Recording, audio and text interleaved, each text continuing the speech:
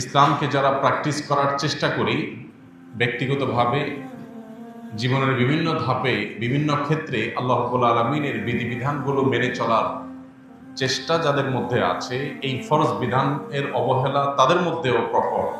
আর সেটি হলো বাবা মায়ের সম্পদে বোনের অধিকার এটা আদায় করা ফরজ নাকি সুন্নত।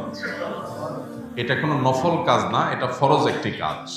এই ফরজ কাজটা বাংলাদেশের সবচেয়ে বেশি ভুলুণ্ঠিত হওয়া ফরজ কাজগুলোর মধ্যে থেকে একটি। বহু প্র্যাকটিসিং মুসলমান আছেন, আল্লাহর মেহেরবানিতে নবীর সুন্নাহ তার শরীরে তিনি ধারণ করেন, তিনি ৫ ওয়াক্ত নামাজ পড়েন, মুখে নবী সাল্লাল্লাহু আলাইহি সাল্লাম নির্দেশিত দাঁড়ায় দাঁড়ায় নিজে সুশোভিত হয়েছেন, হজ ওমরা সম্পাদন করেন, কোরআনে কারীমের তেলাওয়াত, দ্বীনি কাজ, মসজিদ মাদ্রাসা বিনির্মাণ, অনেক ভালো ভালো কাজের সাথে সংশ্লিষ্ট সম্পৃক্ত। কিন্তু এই একই মানুষ নিজের বাবা এবং মায়ের সম্পদে বোনের যে প্রাপ্য অধিকার সেটা পাই করে হিসাব সঠিকভাবে বুঝিয়ে দেন না। অন্যান্য ফরজের গুরুত্ব তার কাছে আছে, এমনকি তিনি কাউকে ঠকান না, কারোর হক মেরে খান না, পারতপক্ষে চিটারি বাটপারি করেন না। কিন্তু এই লোকটাও বাবা মায়ের সম্পদে বোনের হক যথাযথভাবে আদায় করে দেন না। এই না দেওয়ার অন্যতম একটা বড় কারণ হলো এর গুরুত্ব সম্পর্কে আমাদের অনেকেরই জানাশোনা সেরকম নেই, সচেতনতার অভাব। আমরা মনে করি ভাই বোন আমরাই অনেক খরচ খরচা করতে হয় বোনদের জন্য, ভাইদেরকে ছোট ভাই হয়ে বড় বোনের জন্য খরচ করতে হয়, আর বড় ভাই হলে তো কোনো কথাই নেই, বোনদের জন্য অনেক খরচ খরচা করতে হয়। আমরা মনে করি সেগুলো তো অ্যাডজাস্ট হয়ে যায়। এ ধরনের একটা ধারণা আমাদের মধ্যে বদ্ধমূল হওয়ার কারণে বাবা মায়ের সম্পদে বোনদের প্রাপ্য অধিকারটুকু আমরা অনেকে দেই না। দ্বিতীয়ত না দেওয়ার আরেকটি কারণ হলো বোনদের তরফ থেকে এটার ব্যাপারে তেমন কোনো প্রেশার থাকে না। বোনরা খুব স্পষ্ট করে তাদের চাহিদার কথা, তাদের অধিকারের কথা তারা মুখ ফুটে বলেন না। এর কারণে ভাইরা অনেকে ধরে নেন যে এই বিষয়ে বোধহয় তাদের তেমন কোনো দাবি দাওয়া নেই। তৃতীয়ত, অনেক ভাই আছেন যারা মনে করেন যে বোনদের আর কি বা তেমন পাবে, তার চাইতে বরং তাদেরকে অন্য অনেকভাবে আমি পুষায় দেব এবং সেটাকে কাটাকাটি করে অ্যাডজাস্টমেন্ট করে নিব। এরকম নানাবিধ ভুল ধারণা এবং শয়তান নানাবিধ আমাদেরকে আইডিয়া দেয়। সেই আইডিয়াগুলো মাথায় আসার পর আমরা বোনদের অধিকারকে যথাযথ দেওয়ার গুরুত্ব সেভাবে অনুভব করি না। এমনকি বোন সিনিয়র হয়ে বয়স্কা হয়ে সন্তান সন্ততি হওয়ার পর মারা যাওয়ার পর বোনের ছেলে মেয়েরা নানা পাড়ায় সম্পদ নেওয়ার জন্য তখন দেন দরবার, বিচার সালিশ এবং মামলা মোকদ্দমা পর্যন্ত যেতে হয়। এতদিন পর্যন্ত আমরা জিনিসটাকে বিলম্ব করে ফেলি। মৌলিকভাবে মাঝে একটু জেনে রাখি, কোন মানুষের মৃত্যুর পর তার ওয়ারিসদের উপরে কয়েকটা কর্তব্য চলে আসে ইমিডিয়েট। মৃত্যুর পর তৎক্ষণাৎ কিছু করণীয় তাদের উপরে প্রযোজ্য হয়। তার ভিতরে 1 নম্বর প্রযোজ্য হয় মৃত ব্যক্তির দাফন কাফনের জন্য প্রয়োজনীয় ব্যবস্থা করা, জানাজার ব্যবস্থা করা। এরপর মৃত ব্যক্তি যে সম্পদ তিনি রেখে গেলেন তার সম্পদ থেকে তার দেনা দায়ী থাকলে সেগুলোকে পরিশোধ করা। এরপরে সবচেয়ে গুরুত্বপূর্ণ কাজ হয় তার সম্পদের অবশিষ্ট যেটা দেনা দায় পরিশোধ করার পর থাকে সেটা তার ওয়ারিস, কোরআন যাদেরকে যতটুকু হিস্সা দিয়েছে তাদেরকে ততটুকু হিস্সা বুঝিয়ে দেওয়া, এটা কর্তব্য। আমাদের সমাজে এই জিনিসটাকে গড়িমসি করে লেট করা হয়, দেরি করা হয়। এত বেশি দেরি করা হয় যে শেষ পর্যন্ত এটার কোনো হদিস খুঁজে পাওয়া যায় না, কুল কেনা পাওয়া যায় না, অনেক দেরি হয়ে যায় এবং এটাকে আর স্মুথলি বন্টন করা ইজি থাকে না, সহজ থাকে না, এটা কঠিন হয়ে যায়, জটিল হয়ে যায়। এই যে বিলম্ব করা হয় এরও একটা কারণ আছে। সেই কারণটা হলো অনেকে মনে করেন বাবা মা মাত্র দুনিয়া থেকে গেলেন, মাত্র লাশটা দাফন করে আসলাম, এখনো যদি ভাই বোন সবাই মিলে আমরা বসে যাই যে বাবা মা কি রেখে গেলেন, দায় দেনা কি আছে না আছে সেটা পরিশোধ করলাম, ভালো কথা, কিন্তু বাকিটুকু আমরা নিজেরা কে কত পাবো বন্টন করার জন্য যদি বসে যাই, সমাজের মানুষ কি বলবে? আমাদের সমাজ অনেক খারাপ কাজকে খারাপ মনে করে না, কিন্তু ভালো কাজকে খারাপ মনে করে। বাবা মার মৃত্যুর পর ভাই বোনরা বসে কি কি সম্পদ রেখে গেলেন, দায় দানা কি আছে পরিশোধের ব্যবস্থা করে বাকি কি থাকলো সেটা আমরা কে কতটুকু পাবো এটাকে ক্রিস্টাল ক্লিয়ার একেবারে পরিষ্কার ভাবে পরস্পরের মধ্যে বন্টন করে নেওয়া, এটা তাদের উপরে ফরজ। এই ফরজ বিধানটাকে বিলম্ব করতে করতে 2-4 বছর নয় 2-4 যুগ আমরা পার করে দেই। এরপরে দেখা যায় যে আগের সে মেন্টালিটি আর থাকে না, এর মধ্যে বহু পানি গড়িয়ে যায় নদীতে, বহু সময় পার হয়, মন মানসিকতা পরিবর্তন হয়, প্রেক্ষাপট পরিবর্তন হয়, এরপরে আর চাইলেও আগের মতো যখন বন্টন করা যেত সে বন্টন করার পথটা সেভাবে খোলা থাকে না। আমরা এখানে যারা আছি কয়জন বলতে পারবেন যে আমার বাবা বা আমার মায়ের মৃত্যুর পর, আমার পরিবারের কোনো সদস্যের মৃত্যুর পর আমি 2-4-5 দিন 7 দিনের মধ্যেই তার সম্পদের বন্টনের কাজ শেষ করে ফেলেছি? এখানে কি কেউ আছেন? এখানে কেউ থাকলে এটা আমি দেখতে চাই যে রেশিওটা কিরকম। আমরা এখানে কয়েকশো মানুষ আছি, এর মধ্যে 2-4-5 জন কি আছেন যে 1 সপ্তাহের মধ্যে বন্টন করে ফেলেছেন? থাকলে একটু হাতটা তুলে একটু দেখাবেন। অবাক করা বিষয় কিন্তু আমরা এখানে এতগুলো মানুষ সর্বোচ্চ 1 সপ্তাহের ভিতরে বন্টন ক্রিয়া শেষ করেছেন, এরকম মানুষ এখানে হাত তোলার মতো আমরা সেভাবে পাইনি। এটা কিন্তু একটা ইন্ডিকেটর। আমি যে শুরুতে বলেছি অবহেলিত ফরজ, আমি যে শুরুতে বলেছি যে ফরজ সবচেয়ে বেশি বলন্টিত হচ্ছে, এই বিষয়টি কি প্রমাণ হলো এখন যে আমরা এখানে একজন মানুষও নাই যে বাবা মার মৃত্যুর পর 1 সপ্তাহের ভিতরে বন্টন করেছে। আলহামদুলিল্লাহ অনেকের বাবা মা এখনো বেঁচে আছেন, স্ত্রী স্বামী বেঁচে আছেন, তাদের তো অপশনই আসে নাই, কিন্তু যাদের আসছে তারা কয়জন এটা কাজ করেছে? করিনি আমরা বেশিরভাগ। ওই যে কেন করি নাই? কারণ যখনই ভাই বোন মিলে বন্টন করতে বসবেন এলাকার মানুষজন বলবে ছি ছি ছি, বাপটার লাশ দাফন করে এসে পারলো না, এখনই তারা ভাগ বন্টনের জন্য বসে গেছে, কত খারাপ। আমাদের সমাজে কারোর প্রয়োজন হয়েছে, সে বিয়ে করেছে, এটা নিয়ে বহু লোক বহু কথা বলবে। একজনের স্ত্রী মারা গেছেন, বয়স হয়ে গেছে, সিনিয়র মানুষ 50-60-70-এর ঘরে চলে গেছে বয়স, তিনি আরেকটা বিয়ে করেছে, ছুঁই ছুঁই রব পড়ে যায়, ফিস ফিস ফিস ফিস করে আলাপ আলোচনা শুরু হয়ে যায়। লোকটা কি খারাপ কাজ করেছেন না ভালো কাজ করেছেন? কিন্তু এটা নিয়ে সমালোচনা হয়। এই সমাজটাকে যদি আমরা পরিবর্তন না করতে পারি তাহলে দিন দিন মানুষের অধিকারগুলো একটা পর একটা পায়ের নিচে পিষ্ট হতে থাকবে। আমাদেরকে সংগ্রাম চালাতে হবে। কেউ ফিসফিস করতে আসলে প্রতিবাদ জানাতে হবে, লোকটা কোনো অন্যায় করে নাই, কেন আপনি সমালোচনা করছেন, কেন এটাকে খারাপ ভাবে নিচ্ছেন? আমরা যখন ভালো কাজকে অ্যাপ্রিসিয়েট করবো না তখন সমাজে ব্যভিচার হবে, অন্যায় হবে, অনাচার হবে, তলে তলে অনেক অপরাধ কর্ম হবে। প্রথমত এই ট্যাবু ভাঙতে হবে। বাবা মার মৃত্যুর পর দ্রুততম সময়ের মধ্যে সম্পদের বন্টন করা দোষের কোনো বিষয় নয়, বরং এটা ভালো বিষয়। কোন অর্থে ভালো, কারণ এটা যদি বিলম্ব করা হয় তখন প্রপার বন্টনের পথ দিন দিন সুগম হবে না আরো কঠিন হবে? কঠিন হবে। একটা ভাই অবিবাহিত আছে, যদি আপনি 10 বছর 15 বছর 20 বছর লেট করেন, এর মধ্যে তার বিয়ে হবে, তার ছেলে মেয়ে হবে, তার ফ্যামিলির একটা আলাদা আইডিওলজি আছে, তাদের চিন্তাধারা আছে, মন মানসিকতা আছে, সেটার প্রভাব পড়বে। কারোর গায়ের জোর বাড়বে, সেই গায়ের জোর দিয়ে দখল করার প্রবণতা বাড়বে।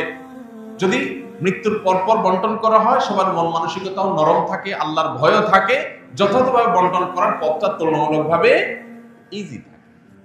কিন্তু না, আমাদের দেশে জমি জমা নিয়ে যত ভেজাল হয়, বিশেষ করে গ্রামে, এই ভেজালগুলো সব হয় ঈদের বন্ধে। কখন হয়? ঈদের বন্ধে। ঢাকা থেকে, চিটাগাং থেকে, বিদেশ থেকে, বিভিন্ন বিভাগীয় জেলা শহর থেকে ছুটিতে গ্রামে ঈদ কাটাতে যায়। ঈদের দিনটা কোনো রকম ঠিক মতো চলে, ঈদের নামাজ পড়ে আসে, সেমাই চিনি খায় টায়, সবার বাসায় যাওয়া আসা করে, ওকে। এরপরে 2 দিন 3 দিন চলে দরবার, জমি জমা নিয়ে গন্ডগোল। ভাইরা আমার, এই একটা জায়গায় আমাদেরকে বড় ধরনের সংশোধনী আনতে হবে যে কোনো মানুষের মৃত্যুর পর তার পরিত্যক্ত সম্পদ থেকে তার কাফন দাফনের ব্যবস্থা করার পর, ধার দেনা পরিশোধ করার পর অবশিষ্ট সম্পদ অনতিবিলম্বে ওয়ারিসদের মধ্যে বন্টন করে দিতে হবে। আল্লাহ আমাদেরকে তৌফিক দান করুন। আমরা যদি সচেতন হই, সমাজটাকে সচেতন করবার উদ্যোগ গ্রহণ করি, ইনশাআল্লাহ বহু অনাচারের পথ বন্ধ হয়ে যাবে। এই ক্ষেত্রে আমি যেটা বলছিলাম, বোনদের হক এটা আদায় করার ক্ষেত্রে যে গড়িমসি করা হয়, এর অন্যতম কারণ হলো যে দেরি করা হয়, এরপরে অনেক দিন হয়ে যায়, ততক্ষণে আসলে আর ওই আগের মতো মন মানসিকতা এবং সেরকম পরিবেশ পরিস্থিতি প্রেক্ষাপট আর থাকে না, দেরি হয়ে যায়। এই জন্য এই জিনিসটা আমাদের করা উচিত হবে না। এবং বিশেষ করে অন্যান্য ওয়ারিসদের হক কম বেশি দেওয়া হয়। দুইজন ভাই থাকলে তারা নিজেরা ঠিকই ভাগ বন্টন করেন, একটা মিলমিশের মধ্যে, একটা বোঝাপড়ার মধ্যে তারা আসেন। যেই লোকটা বঞ্চিত থাকে পরিবারের বাপের বা মায়ের সম্পদের মধ্যে, তার নাম হলো বোন। ভাইরা মা, এক্ষেত্রে একটা ঘোড়া যুক্তি শয়তান আমাদের মনের মধ্যে তৈরি করে দেয়। সেটা হলো, বোনকে বিয়ে দিতে অনেক টাকা খরচ হয়েছে, কয়েক লাখ টাকা খরচ হয়েছে। অনেক বাবা জীবদ্দশায় এগুলো মিটমাট করে দেয়। মেয়েদেরকে বলে, দেখো মা, তোমার বিয়েতে তো অনেক টাকা খরচ হয়েছে, অনেক মানুষ খাওয়াইতে হয়েছে, বাজার সদাই করতে হয়েছে, অনেক জিনিসপত্র যৌতুক দিতে হয়েছে, স্বর্ণ গহনা কিনতে হয়েছে, তো তুমি আর দায় দাবি রাখিও না।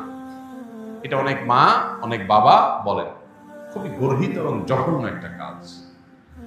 সন্তানের বিয়ে দেওয়া, বিশেষ করে কন্যা সন্তানের বিবাহ দেওয়া, এটা বাবার উপরে দায়িত্ব এবং কর্তব্য। 2 টাকা খরচ করে দিবেন না 2 লক্ষ টাকা খরচ করে দিবেন, এটা বাবাকে ব্যবস্থা করতে হবে, তাকে সিদ্ধান্ত নিতে হবে।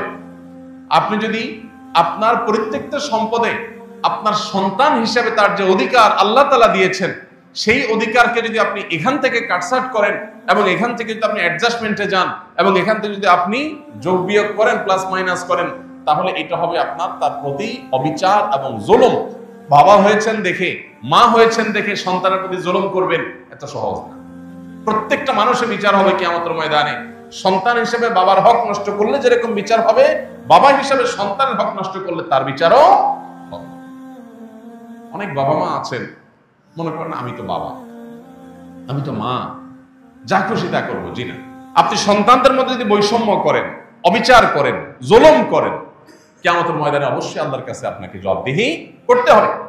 এই জন্য ভাইরা আমার, আল্লাহ যাদেরকে ছেলে মেয়ে দিয়েছেন, খবরদার, মেয়েদের হক থেকে বঞ্চিত করার জন্য তাদের পেছনে খরচ করেছেন এই যুক্তিতে তাদেরকে যদি আপনি কনভিন্স করেন এবং তারা মুখ দিয়ে যদি বলেও ঠিক আছে বাবা, তারপরে এটা উচিত হবে না, এটা অন্যায় হবে এবং কিয়ামতের ময়দানে আপনাকে আসামির কাঠগড়ায় দাঁড়াতে হতে পারে। বরং আপনি অভিভাবক হিসাবে আপনার কর্তব্য হলো সন্তানদেরকে ওসিয়ত করে যাওয়া যে খবরদার, আমার মৃত্যুর পর আমার সম্পদ থেকে তোমরা ভাই বোন কোরআন বর্ণিত হিস্সা অনুযায়ী তোমরা বন্টন করে নিবা, কোন প্রকার হেরফের করবা না, গায়ের জোর খাটাবা না, বৈষম্য করবা না, জুলুম করবা না, কারণ হক মেরে খাবে না।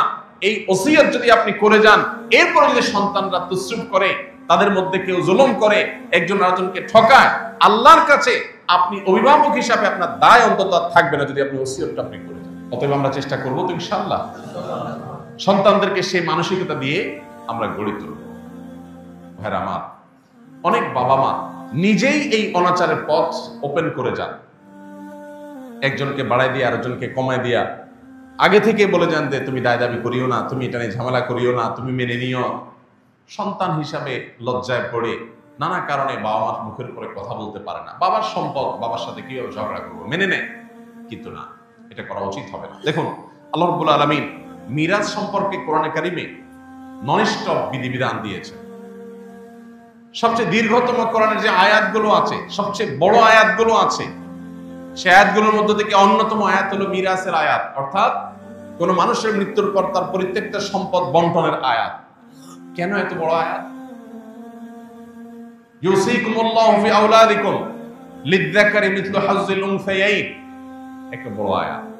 মিরাস সম্পর্কে কোরআনের সবচেয়ে দীর্ঘতম আয়াতগুলোর মধ্যে থেকে মিরাসের আয়াতগুলো কেন বড়? মৌলিকভাবে মিরাসের কয়েকটা বেশ বড় বড় আয়াত কেন আছে?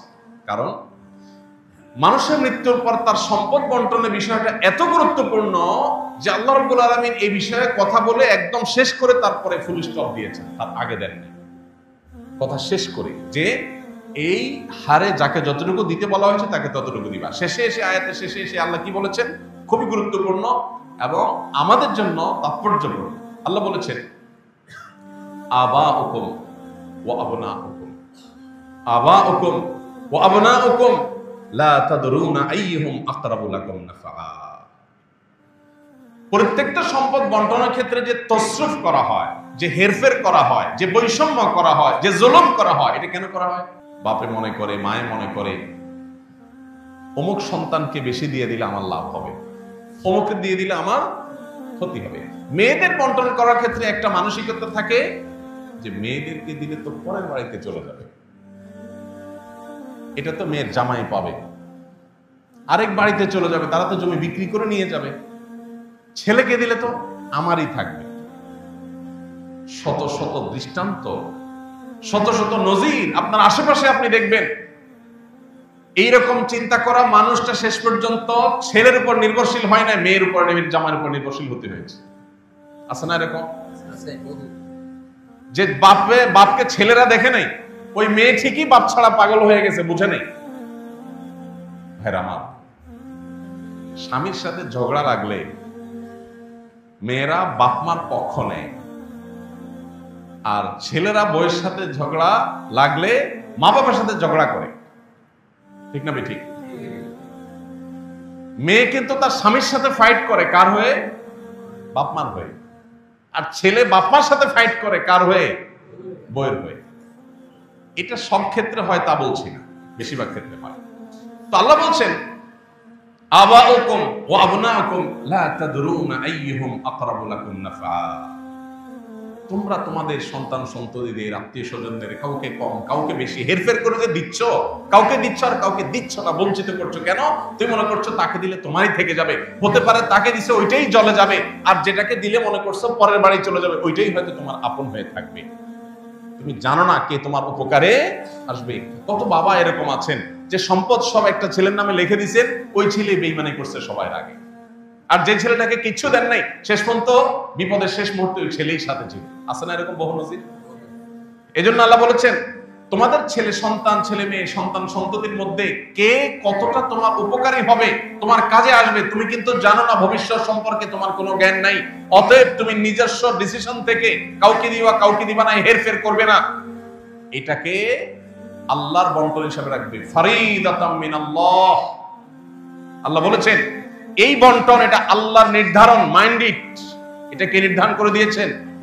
ফারিদাতাম মিনাল্লাহ, এটা আল্লাহর নির্ধারণ। অতএব এর হেরফের করা যাবে না। ইন্নাল্লাহা কানা আলিমান হাকিমা। কি করো আর কি না করো আল্লাহ সবকিছু জানেন। কাকে কতটুকু দিতে হবে আল্লাহ মহাপ্রজ্ঞাবান, তার বিচার, তার বিশ্লেষণ, এটাকে তুমি তোমার ক্ষুদ্র বিবেক দিয়ে বোঝার চেষ্টা করবে না বা জাস্টিফাই করার চেষ্টা করবে না।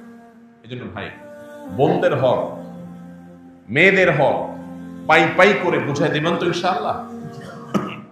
বাংলাদেশে জমি জমার দলিল, এগুলো নিয়ে যাদের ঘাটাঘাটি করার অভ্যাস আছে,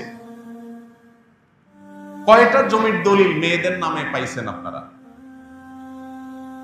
একটা জরিপ সম্ভবত এরকম হয়েছে যে বাংলাদেশের টোটাল ল্যান্ডের মালিকানা এর 4 or 5% মাত্র মেয়েদের নামে। বাংলাদেশে মেয়েদের সংখ্যা অলমোস্ট ছেলেদের হাফ, প্লাস মাইনাস 50-50 প্রায়।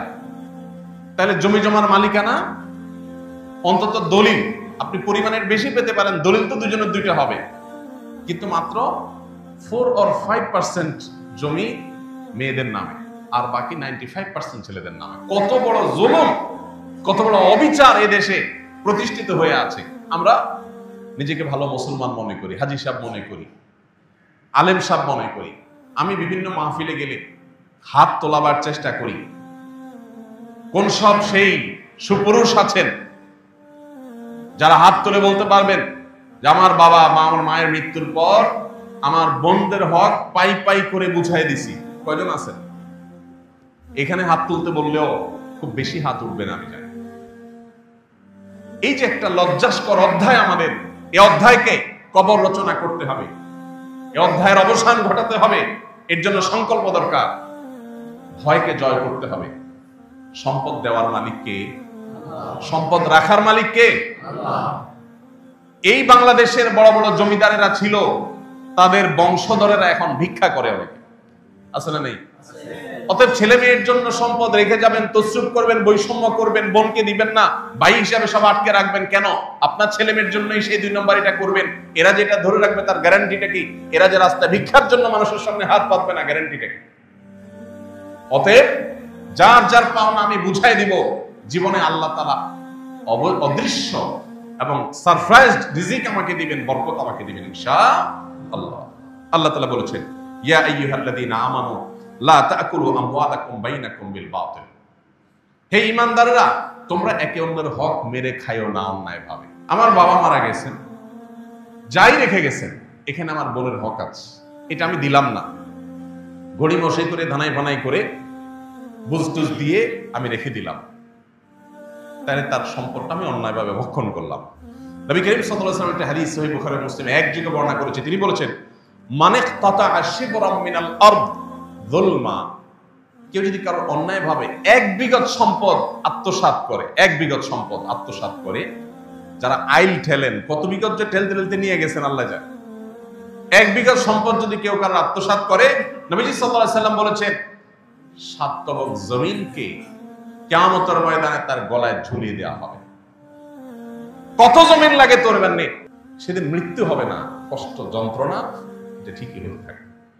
ভাইরা আমার, আল্লাহ রাব্বুল আলামিন আল্লাহর বিধিবিধানের সামনে আমাদেরকে আত্মসমর্পণ করার, সেরকম ঈমানি শক্তি ধারণ করার তৌফিক নসিব করুন। ভাইরা আমার, আমরা আমাদের বোনদের হক যদি মেরে খাই, তাদের হক যদি নষ্ট করি, সম্পদ যদি আত্মসাৎ করি, তাতে কি হবে? প্রথমত জীবনের বরকত চলে যাবে। এই যে সম্পদ রাখবেন, এই সম্পদ আসলে তেমন কোনো কাজে আসবে না। সম্পদ রাখবেন, সাথে ক্যান্সার চলে আসতে পারে, কিডনি ড্যামেজ হয়ে যেতে পারে, হার্টে ব্লক হতে পারে, এমন কিছু হতে পারে যে সম্পদ মারছেন বোনের 5 লাখ টাকা, রোগ আল্লাহ ধরায় দিবে 10 লাখ টাকা, টেরও পাবেন না। দ্বিতীয়ত, এটা সাধারণ হারাম না, আত্মীয়তার বন্ধন ছিন্ন করার হারাম। আত্মীয়তার বন্ধন ছিন্ন করার হারামটা, এটা আরো জঘন্য হারাম। এর পাশাপাশি আরেকটা বিষয় থাকে এখানে, সেটা হলো যে কখনো কখনো বোনরা হয়তো ছোট থাকে, এতিম হলে সেক্ষেত্রে এতিমের হক মেরে খাওয়ার আরেকটা গুনাহ এখানে যুক্ত হয়, কতগুলো অপরাধ এখানে যুক্ত হয়। আর এই জন্যই আল্লাহর ভয় অন্তরে লালন করতে হবে। নবী সাল্লাল্লাহু আলাইহি ওয়াসাল্লাম বলেছেন, লা ইয়ারবু লাহমুন নাবাতা মিন সুহতিন, কারোর শরীর যদি হারাম উপার্জন দ্বারা গঠিত হয়, ফান্নারু আউলা বিহি, তাহলে জাহান্নামের আগুন সেই শরীরের জন্য অধিকতর উপযুক্ত।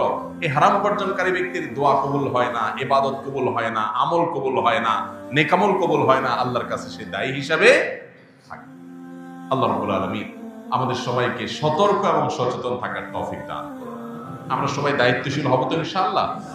বোনদের হক না দেওয়ার ক্ষেত্রে একটা খোলা যুক্তির কথা বলেছি যে তাদেরকে বিয়ে দেওয়া হয়েছে, অনেক টাকা খরচ হয়েছে, বাবা থাকলে বাবার দায়িত্ব, বাবা যদি মারা যান বিয়ে দেওয়ার দায়িত্ব কার?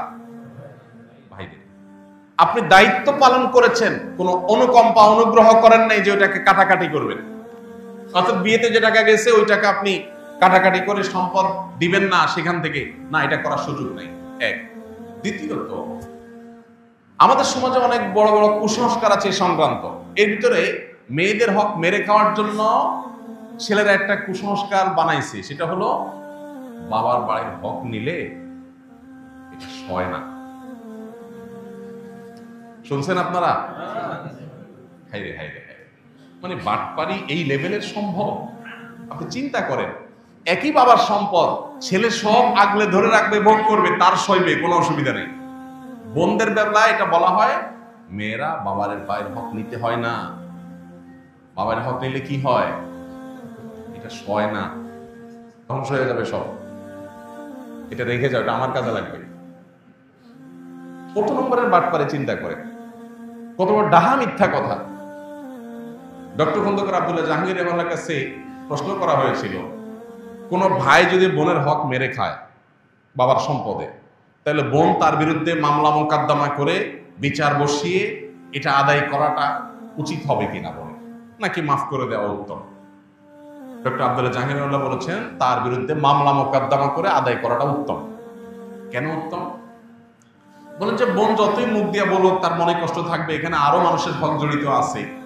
মামলা মোকদ্দমা করে যেভাবে হোক জোর জবরদস্তি করে যদি নিজস্ব হকটা আদায় করতে পারে, তাহলে এই ভাইটা কিয়ামতের দিন পাকড়াও থেকে বেঁচে যাবে, এটা তার উপকার হবে। এই জন্য ভাই, বাবার বাড়ির হক মেয়েরা নিলে তাদের সয় না, এই ডাহা মিথ্যা কথার বিরুদ্ধে আমাদের সংগ্রাম করতে হবে। দ্বিতীয়ত, আমাদের সমাজে মেয়েরা বাবার বাড়ির হক নিয়ে গেলে এটাকে অনেকে খারাপ চোখে দেখে, মনে করে যে আরে এটা কোনো কথা হলো? মেয়েরাও হেজিটেশন করে নিতে চায় না, কারণ বিয়ের পর স্বামীর সংসার করতে চলে যায় শ্বশুর বাড়িতে, কিন্তু তার নাইটা পোতা আছে তো বাবার বাড়িতে, যার কারণে বাবার মায়ের প্রতি টানটা ঠিকই থাকে। বিয়ের পর 30 বছর 40 বছর 50 বছর পার হওয়ার পরেও বার্ধক্য এসে গেলেও তখনও মনে চায় একটু বাবার বাড়িতে যাই, একটু ঘুরে। তো যদি হক নিয়ে আসি তাহলে কোন মুখে সেখানে আবার যাব, এরকম একটা ব্যাপারও থাকে। এবং সাধারণত আমাদের সমাজে কোনো মেয়ে বাবার বাড়ি থেকে হক টক নিয়ে গেলে, জমে জমে সব বোঝা নিয়ে গেলে, সে আসলে অনেক ছোট লোক ভাই আছে যারা মনে করে যে এখন আর সে কেন আসবে, বাগিনারা কেন আসবে, বোন কেন আসবে। যতদিন হক নেয় না ততদিন বোন আসলে মোরগ জবাই হয়, গরুর গোশত দিয়ে কিনে বাজার করে রান্না করে খাওয়া হয়, কারণ হক আছে। আর হক নিয়ে গেছে তখন মনে হয় পর হয়ে গেছে, এখন পর্যন্ত তার আসার কোনো রাইট নেই। পরিষ্কার জেনে রাখা দরকার, ভাই এবং বোনের সম্পর্ক কি শুধু সম্পদকে কেন্দ্র করে? অতএব বোন যদি তার প্রাপ্য হক বুঝিয়ে নেয়, তারপরও মৃত্যু পর্যন্ত এই বোনের সাথে সুসম্পর্ক বজায় রাখতে হবে। এবং বাবার বাড়িতে, ভাইয়ের বাড়িতে বেড়াইতে আসার অধিকার বোনের ঠিকই থাকবে। আবার ভাইয়েরও কর্তব্য থাকবে বোনের বাড়িতে গিয়ে বেড়ানো এবং তাকে দেখা, খোঁজ খবর নেওয়া। এটার সাথে সম্পদ দেওয়া নেওয়ার কোনো সম্পর্ক নাই। অতএব এই কুসংস্কারের উপর আমাদেরকে আঘাত করতে হবে যে কোনোভাবেই এই কুসংস্কার থাকা চলবে না। ভাইয়ের হক থেকে বা বাপের হক থেকে, সম্পদ থেকে বোন সম্পদ নিয়ে গেলে সেই বোন, সেই মেয়ে আর বাপের বাড়িতে আসতে পারে না, এটা সঠিক কথা নয়। বরং সম্পদ নিয়ে গেলেও আসতে পারবে, সম্পদ থাকার মধ্যে তো অবশ্যই আসতে পারবে, বলাই বাবা। এই জন্য ভাই এই কুসংস্কারটা আমাদের দূর করতে হবে। অনেক ক্ষেত্রে দেখা যায় একটা সিন ক্রিয়েট করা হয়। কিরকম সিন ক্রিয়েট করা হয়? মেয়েদের সম্পদ মারার ক্ষেত্রে দুইটা সিন ক্রিয়েট হয় সাধারণত। একটা হয় বাসর ঘরে, মহর দেওয়ার বেলায় আসলে ফুসলায়া ফাসলায়া, মেয়েরা লাজুক প্রকৃতির হয়। বাঙালি মেয়ে, মুসলিম মেয়ে আরো বেশি লাজুক হয়, যত ধার্মিক তত লাজুক হয়। এই জন্য বাসর ঘরে ফুসলায়া ফাসলায়া, দেখো মহর তো 10 লাখ 1 টাকা ধরছে মুরব্বীরা, তা আমার তো দেওয়ার সামর্থ্য নাই, আমি ইনশাল্লাহ এই তো সামনের মাসে বা 1 বছরের মধ্যেই সর্বোচ্চ আমি তো ইটালি চলে যাবো, সৌদি আরব চলে যাবো, কত 10 লাখ হবে, সবই তো তোমার। বউ তখন বেচারি শর্মে পড়ে বলে যে আরে কি বলেন এসব, আমার কোনো দায় দাবি নেই এগুলা। এই যে মুখে না দাবি আদায় করলেন, সিন ক্রিয়েট করে, একটা পরিবেশ ক্রিয়েট করে, এটা হলো আরেক বাটপারি। আপনার বিয়ে করতে বলছে কে? মহরের টাকা জোগাড় করার মতো ক্ষমতা না থাকলে এটা তো লজ্জার কথা যে বাসর রাতে আপনি বোর কাছে টাকার জন্য মাপ চাইতেছেন। মেয়েরা যদি শরিয়ার মাসালা ভালো করে বুঝতো তো বলতে খবরদার, মহানা পরিষদের আগে কোনো আওয়াজ নাই, কোনো আলাপ নেই, আগে পরিশোধ করো। তারা তো জানে না শরীয়ত তাদেরকে কি অধিকার দিয়েছে। আরেকটা বাটপারি হয় বাবার মৃত্যুর পর, মায়ের মৃত্যুর পর বোনদেরকে দাওয়াত দেয় ভাইয়েরা, বাগিনা বাগিনী এবং জামাই সমেত। এরপরে কবজি ডুবাই খাওয়ায়, মুরগি, হাঁস, কলিজা, গরু গোস্ত, মাছ ফ্রাই, ভুনা, বিভিন্ন আইটেমের খাওয়ায়া এরপরে শাড়ি, লুঙ্গি, কাপড় চোপড় দিয়া এরপরে আওয়াজ ওঠায়, আলাপ ওঠায়, নাটক শুরু হয়। বলে দেখো বোন, তোমার বিয়েতে অনেক টাকা পয়সা খরচ হয়েছে, এদিকে বাবা অসুস্থ ছিল, বাবার পিছনে লাখ লাখ টাকা খরচ করা হয়েছে, সেগুলো তো আমিই করছি, সব তো তোমরা জানো। আল্লাহর রহমতে তোমরা তো আসো, ভালোই আসো, আল্লাহ তো কষ্টে রাখেনি। এখন বাবার সম্পদের শহীদ হলে তোমাদের কিছু পাওনা আছে, এখন তোমরা যদি বলো সেগুলো আমি ভাগযোগ করে দেব, বলো কি করা যায়। কোনটা লজ্জা, না ভাই কি বলে না, আরে লাগবে না থাক। কোনটা চিন্তা করে এই এতিম গরিব ভাই আমার অসহায় ফকিরের মতো ভিক্ষা চাইতেছে, ছেড়ে দেয়। এই যে বোনটা ছেড়ে দিল, সে কি আসলে মন থেকে ছেড়ে দিয়েছে? এই ছেড়ে দেওয়াটা কি মন থেকে? হ্যাঁ, কিছু এক্সেপশন কেস আছে যে বোন ভগ্নিপতিদেরকে আল্লাহ অনেক দিয়েছে, অডেল দিয়েছে, ভাইরা বরং অনেক গরিব অভাবী। তখন বোনরা যদি উইলিংলি বলে দেখো ভাই, বাবার সম্পদে আমারও হক আছে, বাট আমি নিলাম না, তোমরা কষ্টে আসো, আমি দায়মুক্ত করে দিচ্ছি, তোমরা বড় সমস্যা নেই, ভিন্ন কথা। কিন্তু আপনি সিন ক্রিয়েট করলেন, বোন লজ্জায় পড়ে গেল, এরপরে সে বললো মাফ করে দিল, আপনি বললেন হুজুর আমি তো মাফ নিছি। এই মাফ হবে না। দেখুন, মেয়েদেরকে ঠকানোর জন্য বহু রকম কুসংস্কার আমরা সৃষ্টি করেছি, এর বিরুদ্ধে আমাদেরকে সংগ্রাম করতে হবে। এই অবহেলিত ফরজ, এই ফরজটাকে প্রতিষ্ঠা করতে হবে, বোনদের হক আদায় করে দিতে হবে। অনেকে আছেন বাবার হক ভোগ করছেন, বাবায় ফুফুর হক মারছে, বাবা ফুফুরটা দাদার সম্পদে ফুফুর হকটা দেয় নাই বাপ চাচারা। এখন আপনি ছেলে বলতেছেন আমার তো দায় নেই। জি না, আপনারও দায় আছে। আপনার দায় কি? আপনার হিস্সায় যতটুকু আসছে এখানে আনুপাতিক হারে ফুফুর কতটুকু হক আছে ওইটা তাকে আপনি বুঝাই দিতে হবে, না হলে আল্লাহর কাছে আপনি দায়ী থাকবেন। আমরা অন্য ধার দানা নিয়ে হিসাব নিকাশ করি, কিন্তু এগুলো নিয়ে সেভাবে হিসাব নিকাশ করি না। এটা অনেক অনেক গর্হিত বিষয়। আরেকটা ভয়াবহ কাজ হয়, যারা দেয় বোনদের হক দেয় তারা আরেকটা 2 নম্বরই করে। দেখেন কত রকম লেয়ারে লেয়ারে 2 নম্বরই। সেই 2 নম্বরটা হলো বলে যে বোনরা ভিটা বাড়িতে পায় না, ভিটা বাড়ি এটাতে পায় না, তাহলে কোথায় পাবে? নাল জমিতে। এখন ধরেন ভিটা আছে 1 বিঘার, ধানের ক্ষেত আছে 2 বিঘার, মোট 3 বিঘা। যখন ভাগ হবে, ধরেন ভাই একজন আছে, বোন একজন আছে, ফর এক্সাম্পল, তো ভাইয়ে ধরেন 2 বিঘা পাবে, বোনে ধরেন 1 বিঘা পাবে, ভাইয়ের অর্ধেক পাবে। এইরকম পরিস্থিতিতে সাধারণত মেয়েদেরকে কোনটা দেওয়া হয়? ক্ষেতেরটা। তাহলে বোন 1 বিঘা পাইলো ক্ষেতের, আর ভাই 2 বিঘা পাইল। 1 বিঘা হলো ভিটার, আর 1 বিঘা হলো ক্ষেতের। বন্টনটাকে ইনসাফসম্মত হলো? কেন হয়নি? কারণ ভিটার যে 1 বিঘা এটার ভ্যালু হয়তো ক্ষেতের 4 বিঘার সমান। তাহলে জমি হয়তো সমান সমান দিচ্ছেন, তার ভ্যালু কি নাই? সমান না। এই জন্য জমি সমান সমান দিলে হবে না, ভ্যালু হিসাব করতে হবে। যে ফর এক্সাম্পল 1 বিঘা ভিটা আছে, এই ভিটার 1 বিঘার দাম 10 লাখ টাকা, আর নিচে খেতে আছে সেগুলা বিঘার দাম 3 লাখ করে। তাহলে 3 3 6, আর এখানে 10 16 লাখ।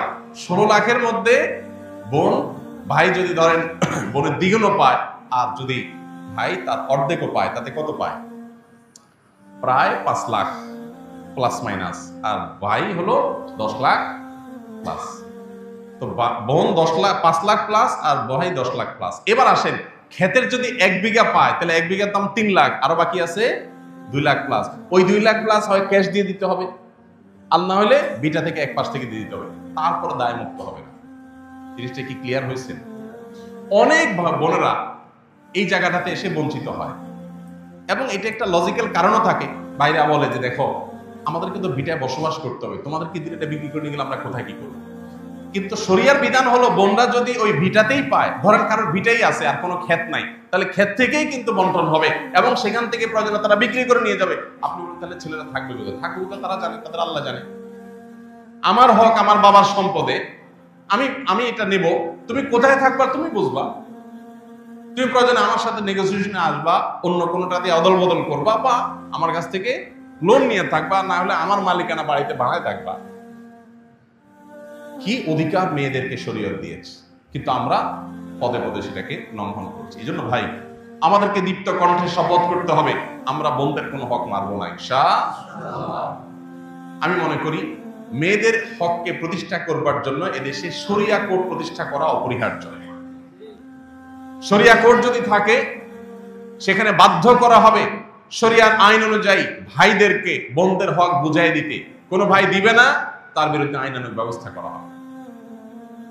এবং সেটা যতদিন না হচ্ছে, বিশেষ করে মেয়েদের এই সম্পদে তাদের অধিকারকে আদায় করবার জন্য সরকার নতুন এবং ভিন্ন কোনো আইন করতে পারে, যে কোনো এলাকাতে কোনো ভাই নির্দিষ্ট সময়ের মধ্যে বোনকে হক যদি বোঝায় না দেয়, তাহলে যথাযথ নিয়ম অনুযায়ী বোন যাতে সেটা বুঝে নেওয়ার জন্য দাবি করতে পারে, মামলা করতে পারে, এবং নির্দিষ্ট সময়ের মধ্যে সেটা যাতে নিষ্পত্তি করতে বাধ্য থাকে সংশ্লিষ্ট কর্তৃপক্ষ।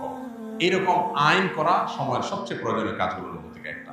আল্লাহ রাব্বুল আলামিন এই অবহেলিত এবং আমাদের সমাজে নানাভাবে ভুলণ্ডিত হওয়া এই ফরজকে পুনঃপ্রতিষ্ঠা করার তৌফিক আমাদেরকে দান করুন। আমরা আল্লাহর এই বিধানের প্রতি ঈমান এনে সেটাকে বাস্তবায়ন করব। আমি আবারও বলছি, আমরা অনেকে আছি চুরি করি না, ডাকাতি করি না, হয়তো অন্যের হক মেরে খাই না, চিটারি বাটপারি করি না, কিন্তু এই জায়গাটাতে শয়তান আমাদের চোখে ধুলি দেয়, আমাদেরকে নানা কুযুক্তি দেয়, সেগুলো দিয়ে আমরা এই সমস্ত বিষয়গুলোকে, ফরজ বিধানগুলোকে আমরা লঙ্ঘন করে চলি। এই জন্য ভাই, যারা এতদিন করেন নাই, হক মেরে দিয়েছেন, এখনো তাদের সেটা প্রায়শ্চিত্ত করবার স্কোপ আছে, সুযোগ আছে, রিকভার করার স্কোপ আছে। কিভাবে? ওই যে কি পরিমাণ সম্পদ তার ছিল বাবার মৃত্যুর পর, যেটা আমি ভোগ করেছি, তার ভ্যালু কত ছিল হিসাব করে এখন হয় ক্যাশ দিয়ে দেন, যে ল্যান্ডের দাম সব প্রপার্টি মিলায় এত হয়েছে ভ্যালু, তার তোমার ভাগে এত পড়ছে, তুমি হয় ক্যাশ নিয়ে নাও, আর না হলে জিনিসপত্র নাও বা ল্যান্ড নাও, কিন্তু যেভাবে হোক মিনিমাইজ করতে হবে। এক্ষেত্রে বোনদের অবশ্য দায়িত্ব থাকে যে ঠিক আছে, অহেতুক ঝামেলা না করে প্রয়োজনে ক্যাশ নিয়েও যদি আমার প্রাপ্য অধিকার আমি নিতে পারি, তাহলে সেক্ষেত্রে অবশ্যই আমাকে মিনিমাইজে আসা উচিত। আল্লাহ তাআলা আমাদের সবাইকে এই ফরজ বিধানকে ঘরে ঘরে প্রতিষ্ঠা করার তৌফিক দান। আমরা যে সামনের জুমায় কিছু ভাইদের হাত দেখতে পাই, যারা এই এক সপ্তাহের মধ্যে এই ব্যাপারে প্রয়োজনীয় উদ্যোগ নিয়ে বোন বা ফুফুদের হক বুঝাই দিয়েছেন, তাহলে আমাদের কাছে অনেক ভালো লাগবে। যদি এরকম কোন আল্লাহর বান্দা থাকেন যে ঠিক আছে, আমি এক সপ্তাহের ভিতরে ইনশাআল্লাহ আমার সাধ্যে যেটুকু আছে সেটুকু করে বোনদের প্রাপ্য হক আমি বুঝাই দিব, আল্লাহর কাছে তাদের দায় থাকবে না। হক বুঝাই দেওয়ার পর বোনদেরকে বলবো, দেখো বোন, বাবার সম্পদে তোমার হক বুঝাই দিয়েছে, এর মানে এই না তোমার সাথে আমার সম্পর্ক শেষ, এই ভিটাতে তোমার লেনা দেনা চুকায় গেছে, ব্যাপারটা এরকম না। ভাই বোনের রক্তের সম্পর্ক মরণ পর্যন্ত থাকবে। তোমার হক তোমাকে বুঝাই দিয়েছি, এটা একটা বিষয়, কিন্তু বোন হিসাবে তুমি আমার বাড়িতে আসবে, আমি তোমার বাড়িতে যাবো, সেটা আরেক বিষয়। এটা মরণ পর্যন্ত অটল অবিচল থাকবে এবং আমাদের মধ্যে অব্যাহত থাকবে। আল্লাহ তাআলা সেরকম উদার মনের হওয়ার তৌফিক দান করুন। আল্লাহর দেওয়া ফরজ বিধানকে লঙ্ঘন করে আপনার সন্তান, আপনার স্ত্রী, আপনার পরিবারকে আপনি কখনো সম্পদশালী করে যেতে পারবেন না। আল্লাহর এই কথার প্রতি, আল্লাহর এই বিধানের প্রতি এতটুকু আস্থা আমাদের থাকতে হবে। আল্লাহ আমাকে আপনাকে সবাই আমল